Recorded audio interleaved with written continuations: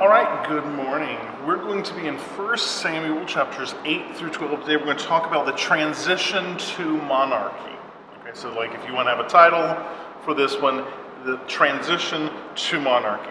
So we left off in chapter 7 of 1 Samuel with Samuel going and leading the people and judging between them.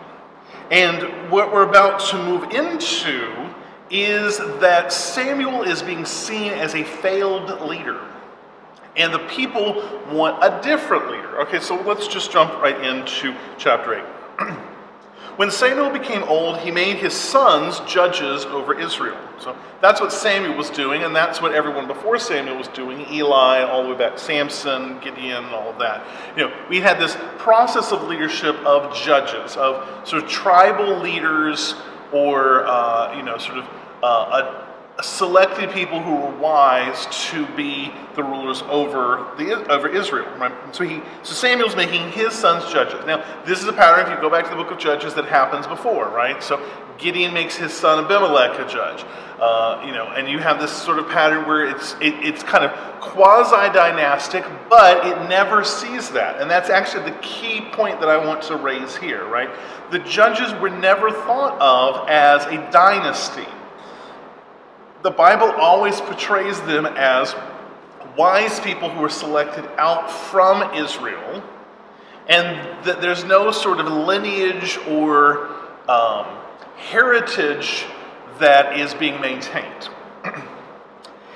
And so we're in verse 3 now. Yet his sons did not walk in his ways, but turned aside after gain. They took bribes and perverted justice. Now what's very interesting about that is if you jump way back to chapter 2, the same phraseology is used for the sons of Eli. So in chapter 2, verse 12, it says, "Now the sons of Eli were worthless men. They did not know the Lord. The custom was that such and such would happen, but they would say, 'Give us the best parts first, and then we will take from you then you will provide for the sacrifice.'" Now, the idea behind that, I was summarizing a lot there in chapter 2, just by the way, was that Eli's sons, as priests, were wicked in the sense that they didn't follow the priestly customs of what was the priest portion of the sacrifice and what was the portion that would go to God. And so, with that, the idea is that Eli's sons are being removed from consideration as judges. And Eli is going to, in chapter 2, essentially adopt Samuel as the new priest judge and make him the new leader. Okay? And so we see that same thing happening here in chapter 8 of 1 Samuel, right? Samuel puts his sons up, and they're also wicked, right? There's this principle in which God seeks as leaders those who follow him, not those that follow the leader that came before them. Let me say that one more time, right? So the leader that God chooses is one who follows God, not the one who follows from the previous leader, right? So there's sort of an anti-dynastic message that's occurred here. So what we're going to see is that Israel is now going to flip the script, and they're going to change what they want in sort of contradistinction from what God has sort of set in place. So verse 4 of chapter 8. "Then the elders of Israel gathered together, and they came to Samuel at Ramah, and they said to him, 'Behold, you are old, and your sons do not walk in your ways. So appoint for us a king who will judge us like all the other nations.'" Right? So what we're seeing here is a transition from the old way to the new way, right? So the old way was characterized by the prophet, judge, but the emphasis really on the word judge there, right? Maybe I should put actually prophet in parentheses. Do it that way. A little eraser tool out. Okay. So we have this judge who's also sort of a prophet, let me say it that way. And now we're transitioning to a king. All right? So let's just talk about some principles that we've seen from that. I'm just going to summarize a lot that's here. First of all, a judge is a limited role. It's limited in that really we see in the book of Judges it's only over one or a few tribes at a time. Right, so if you go back to the book of Judges and you look at that, you see that Gideon is only really the judge of the northern tribes, or Deborah and Barak are the judges of the central tribes, right? It's not a holistic picture. Well, the king is I'm going to call this an encompassing role, right? And rules over all the tribes together. So you have these different groups, the 12 sons, the 12 tribes. And before we had a very limited understanding of leadership, right? We might think of it as sort of three loosely associated groups, right? Northern, central, and southern kind of groups. And you might only have the judge in one of those. And now we're going to come over here and we're going to create a nation state that encompasses all three groups under one monarch. Okay, the second thing is that it is a life term for the judge. That is, that there's no dynasty assumed. In fact, as I was just pointing out, most of the time the sons of the judge are wicked, right? And so I'm just going to put some examples down here. We have Abimelech, who's the son of Gideon. We have the sons of Eli. We have the sons of Samuel.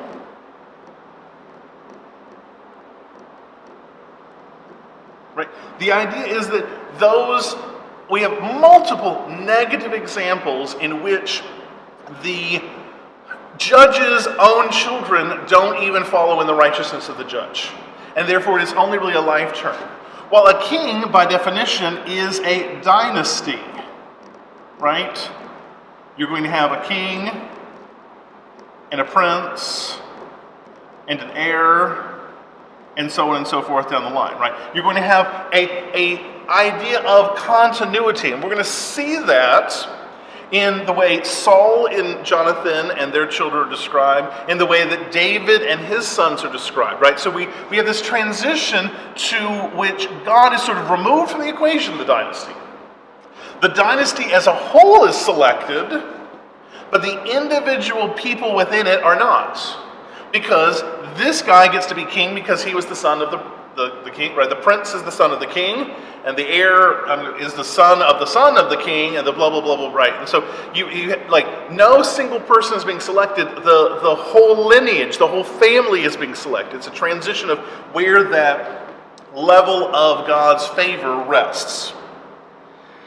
Now, the problem with this for Samuel is that this is not the way it's been, right? This is a radical shift in the type of culture that they are having. And so he says that. Now, this thing displeased Samuel when they said, "Give us a king to judge over us." And Samuel prayed the Lord, and the Lord said to Samuel, "Obey the voice of the people in all that they say to you, for they have not rejected you, but they have rejected me as king." Right? So the idea behind the judge was that God was the king, and under this one, it's a human will be the king. Right? So the idea behind it is that God was already the king and the judge was sort of his viceroy, his representative that was going to enact the rule of the king in these tribal disputes. And now what God is saying through Samuel is that you're now going to select a human to be king, and God is out of a job. He's out of the picture now. And so then Samuel goes through this long discourse about warning them about a king, what will happen, and describes what the king will do. And those descriptions in chapter 8, verses 10 through 18, basically mimic what we see in the book of Deuteronomy. So if you look at Deuteronomy 17 and 1 Samuel 8, 10 through 18, It's basically the same admonitions, right? In Deuteronomy 17, the law is written to limit a king so that he can't do the things that Samuel's warning them about in 1 Samuel. Okay, so those two passages are connected, and for the sake of time, I'm going to not be able to go into that, but I'm going to bring that up and talk about that, right? So clearly, there is this tension that is occurring within Scripture that doesn't really like this idea of a dynastic kingdom. Okay, now, this is chapter 8. In chapter 9, we select the king, and we select a king based on characteristics of a human kingdom, okay? And that's going to be a key point when we move over to David. David's selection as king is against all of the norms and traditions and ways that you would think of a king. Saul is the perfect king according to human standards. David is the worst possible guy to be a king. And in fact, the rhetoric behind that is that God is picking the one that we shouldn't pick. Right, again, I want you to go back and think, this is the larger thing that we think. One of those large arc ideas that we see in Scripture is that God picks the second or the least of these groups, right? He picks the second son when it comes to patriarchs in Genesis. He picks the seventh son in David when he chooses his righteous king. He picks the remnant, and he picks Israel out of all the nations of the world, right? So that this idea is that Saul, as we're about to see, is the perfect guy that you would think would be a king. Because of that, that sort of disqualifies him according to Scripture. Okay, so chapter 9. There was a man of Benjamin named Kish, the son of Abiel, the son of Jeror, the son of Bechorath, the son of Aphia, a Benjamite, a man of wealth. Okay, so that's the first thing. So the dynasty is going to be wealthy. Right? Think about the Queen of England. She's got a lot of money. Why? Because her family has ruled England for hundreds of years, and they have accumulated property and jewels and land and money just because they have had a stable family tradition of being the monarch.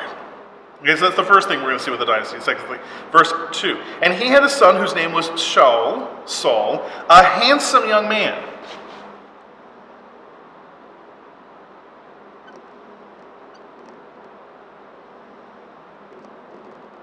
And I'm going to point that out and put that as number 2. Like, that he's described as a handsome man is important because he looks worthy to be a king in the eyes of other humans. Right? He's a model. He's a movie star. Right? This is why we listen to beautiful people tell us what kind of beauty regimen we need to have, or whether we need to feed our children organic vegetables, or whether we need to do whatever, because we give beautiful people worth and esteem just because they're beautiful. Right? And so that's what's happened here. And it says, there was not a man among the people of Israel more handsome than he, for shoulders up he was taller than all the other people. Right? So he is a movie star. He stands literally head and shoulders above everyone else. He looks like a king. He already is the king, is what I'm saying. And so what we're going to do is Samuel here is picking the guy that they want to be king, right? Who they think is probably going to be the best king, and he's basically setting them up for failure. And he's setting them up in order to show them that Israel, don't need to pick a king. Let God pick your king. First of all, God's not going to pick your king because he's the king. But since you need a king, he's going to pick one that follows his ways, that doesn't look like a king. That's going to be David. So when we get to David, I'll try to remember to talk about that. But all the description of David is that he's supposed to be like this little scrawny runt, right? It's a little bit like, Charlotte's Web, right? He's the smallest pig of the litter. He's not the one that's supposed to win the award at the end of the movie, right? Now, the description of how Samuel meets Saul is very important because it is this kind of mystical prophetic interaction. Right? So it says, the donkeys of Kish, that is Saul's father, were lost, and Kish said to Saul his son, take one of the young men with you and arise and go look for the donkeys. And he went through the donkeys, and he goes through different places, and he's trying to find them, and he meets them, and he basically is looking for Samuel because Samuel's going to use his magical judge prophet powers to figure out where the donkeys are. But when he goes to find Saul, when Saul goes to find Samuel, Samuel first gets a vision and says, this guy's going to come to you and you're going to anoint him the king because he's going to be the one, right? So the magical prophet powers are sort of flipped around so that they're not used by Saul to find the donkeys, but they're used by God and the donkeys to find Saul. Let me say that one more time. Right? So the prophetic power of Samuel is not used by Saul to find his donkeys. They're used by God through the donkeys to find Saul. Right? And so the idea there is that then Saul meets Samuel, and Samuel says, don't worry about those donkeys. They've already gone back to your father's house, right? God took the donkeys away to pull you away from your father's house so I could find you. He's brought the donkeys back. Now it's time for you to go do what you're going to do. And so he anoints Saul king. And what happens is that Saul then does these magical sort of rites. If you know your labors of Hercules, right, this is what great kings, great warriors do. They get selected by the god, and then they go out on adventures. Right, that's what's going to happen in chapter 10. So Saul gets anointed by Samuel, and he says, this is what's going to happen. You're going to go to this place, and 3 people are going to meet you, and this is going to happen, and then you're going to go up, and you're going to fight the Philistines, and then you're going to leave there, and then you're going to go do this, and prophesy, and do this vision, and then you'll go down before me in Gilgal, and that's where I'm going to do it. Right? And so what happens is, God appoints his spirit on Saul, and Saul does all these things. So I'm just going to jump straight to chapter 10, verse 9. And when he, that is Saul, turned his back to leave Samuel, God gave Saul another heart. His spirit comes upon Saul, and Saul now is transformed into this sort of supernatural warrior who's going to do all these things. And all these signs came to pass that day. When they came to Gibeah, behold, a group of prophets met him, and the Spirit of God rushed upon him, and he prophesied among them. And when all those who knew him saw that he prophesied as the prophet, they said, what has come over the son of Kish? Is Saul now also one of the prophets? And a man of the place said, who is their father? And thus, it says, is Saul also one of the prophets? Became a proverb. And then the other things he does is he goes and gets bread and wine, which if you remember your Elijah... So I'm going back to verse 3. And they said, you will go from there farther to the oak of Tabor, and 3 men coming up from God at Bethel will meet you there, one carrying 3 goats, and one carrying 3 loaves of bread, and one carrying a skin of wine. And if you remember, if we go back to if we go forward to Elijah, remember forgetting which way in the Bible I'm going here, we go forward to Elijah, that is an example of selection of God's favor. Right? That God gives Elijah the bread and the water in the desert so he can get up to the mountain of God. And so now we have the reverse. We have people coming down from Bethel. That is, they're going up to Bethel. They are going to God on the mountain, bringing God food. And when they meet Saul, that means he's going to be selected as the king. And then the next thing in verse 4, and they will greet you and give you 2 loaves, and you shall accept their hand. And after that you will go to Gibeath Elohim, where there is a garrison of Philistines, and as soon as you come to the city, you will meet the prophets. Now what we don't see there is, later on in verse 9, we talked about the prophets. And before that we saw them giving the bread. What we don't get is that he goes up to the garrison of the Philistines, and then what is the idea he's going to do? He gets selected by God at Bethel. He defeats the Philistines, Hercules and his labors, and then he becomes a prophet, and that's supposed to show that he is God's chosen one, because remember, the judge is also a prophet. Right? So now, what God is doing is he's making the king also a prophet. Okay? And that's what happens in the first part of chapter 10. And then Samuel comes to Mizpah, and he tells the people, see, Saul did all these things, right? He prophesied, that's how we know he's God's chosen one. He defeated the Philistines, that's how we know he's a great king. He was selected by God at Bethel. This is the one we're going to follow. Now, what's interesting about this is that Saul doesn't show up. Let's jump to verse 20 of chapter 10. Then Samuel brought all the tribes of Israel near and selected by lot the tribe of Benjamin. And he brought the tribe of Benjamin near by its clans, and the clans of the Matarites was selected. And then from them was selected Saul, the son of Kish, by lot. But when they sought him, he could not be found.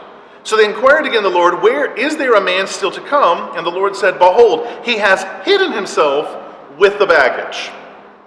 And they ran and took him from there, and when he stood among the people, he was taller than all the people on the shoulders. Now, that's the funny pun. This is the joke. Saul has been chosen by God, and we know that because he's prophesied and he's defeated the Philistines, but what is he doing? He's hiding with the stuff in the back. All of Israel is arrayed at Mizpah, and their tents and things are over the sun, right? So it's like, you can think of it like like Bonnaroo or some other concert, right? And so you have the place where all the tents are going to be in one area, and then the concert venue is over next to it. So all of Israel's over here by the concert venue, and Saul's hanging out in the tent. Now that's supposed to be a funny pun in the sense of that Saul is too big to hide in tents. Remember, he's taller than everybody else, right? So this is the 12 or 13-year-old boy trying to hide behind his mom when he's a head and shoulders above her, right?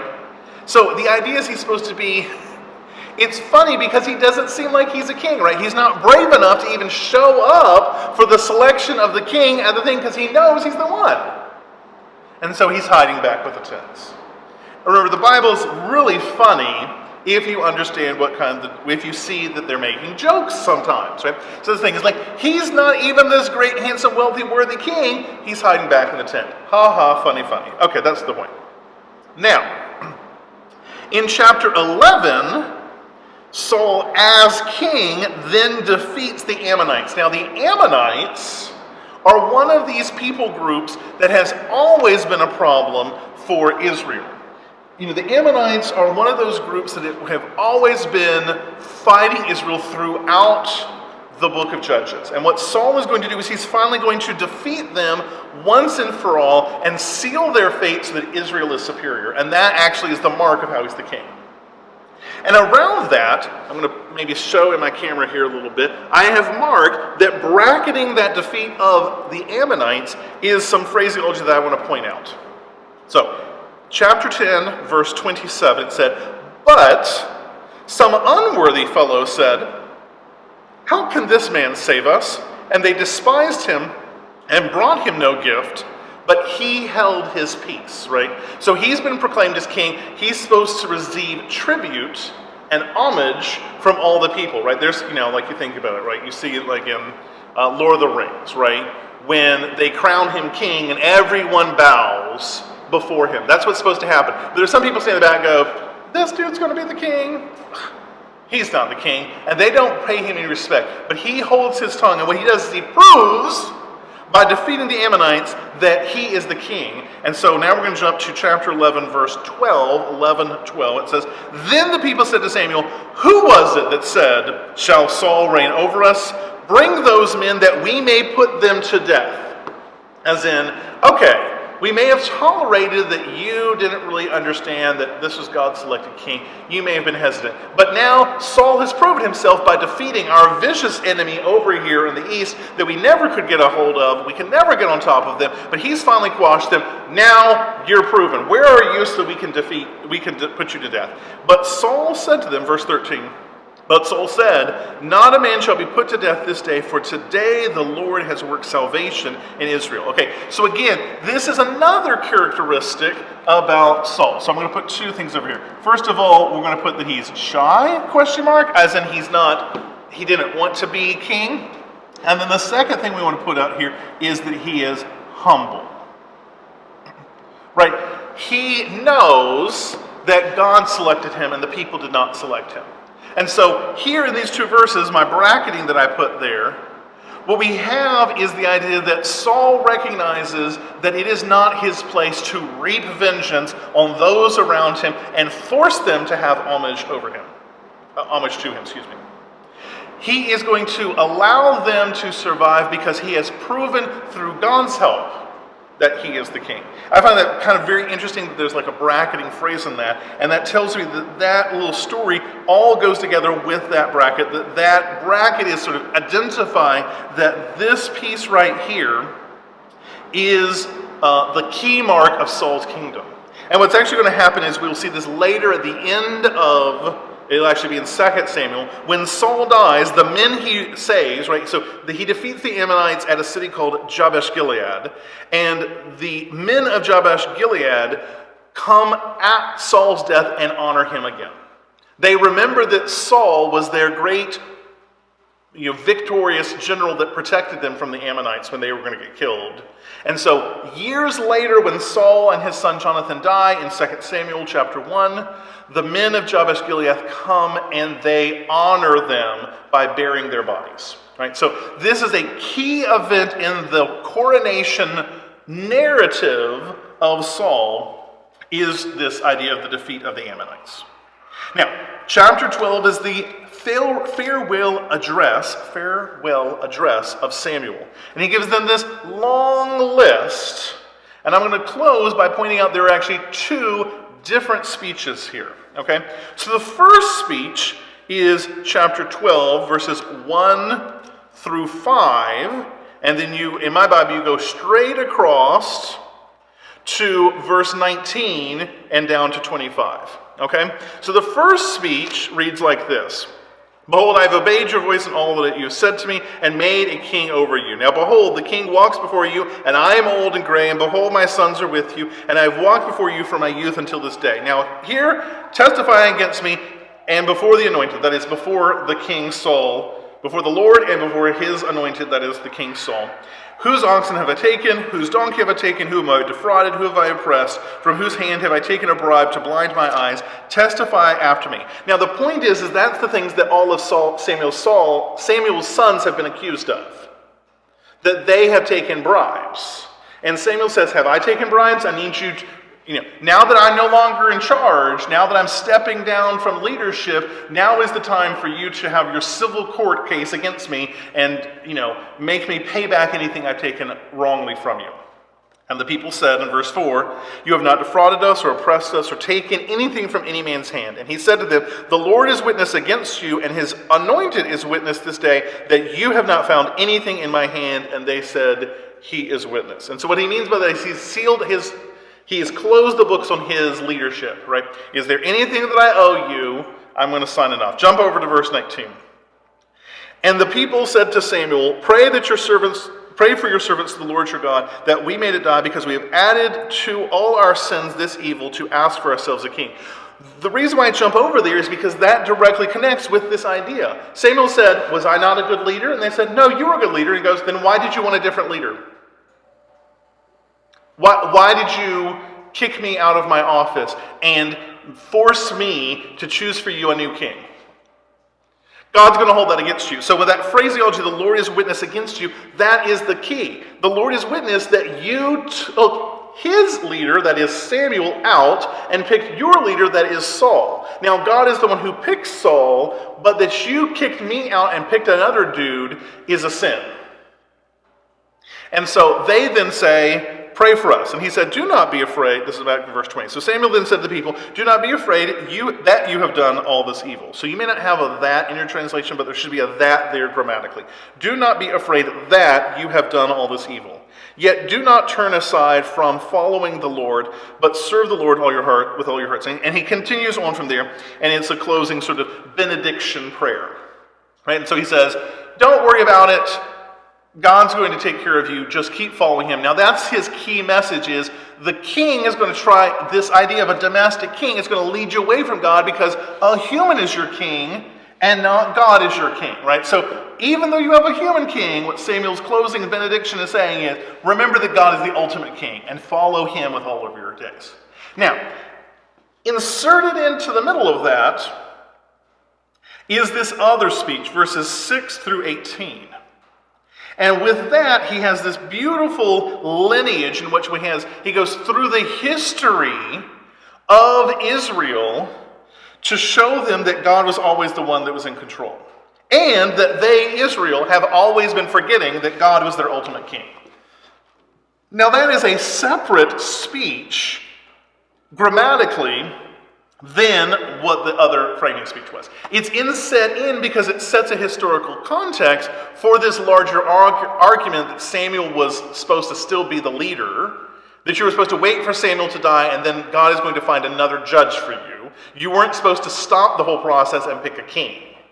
So the historical part in the middle is separable, and because of that I'm going to pull it out and we're going to close with this.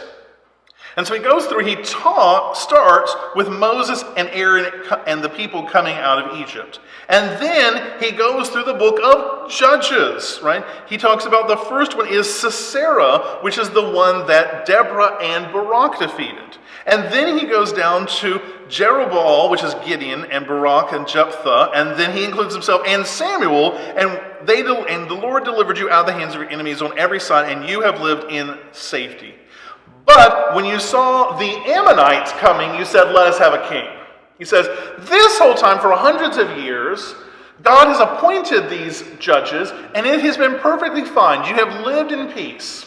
But when the big army showed up on the border, then you freaked out, forgot God, and tried to pick a king.